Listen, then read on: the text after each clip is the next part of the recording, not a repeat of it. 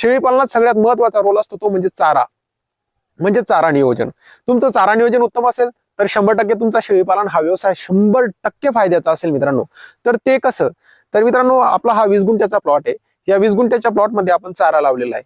आता हा चारा लावायचा हेतू म्हणजे असा आहे, आता तुम्हाला हे सगळं दिसत असेल मित्रांनो, इथं मेथी घास आहे. मेथी घासच्या जोडीला आपण लावलेली मित्रांनो ही तुती. तुम्ही बघू शकता तुतीची क्वालिटी खूप जबरदस्त आहे.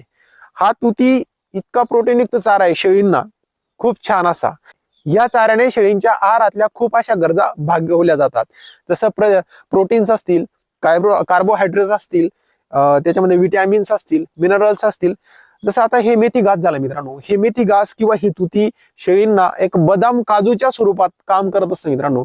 तर तुम्ही शेळी पालन करत असाल ना, तर सगळ्यात इम्पॉर्टंट रोल असतो तो म्हणजे चारा नियोजनचा. आपण तिकडे नेपियर लावलेले, इथं आपल्या जवळ आता हा मेथी घास लावलेला आहे, त्याच जोडीला आपण ही तुती लावलेली मित्रांनो. मागच्या वेळेस मी लावून गेलेलो होतं. आता जवळजवळ क्वालिटी तुम्ही बघू शकता तुतीची खूप जबरदस्त. आता शेळींना खाऊ घालाय लायकीचा झालेला आहे तो चारा.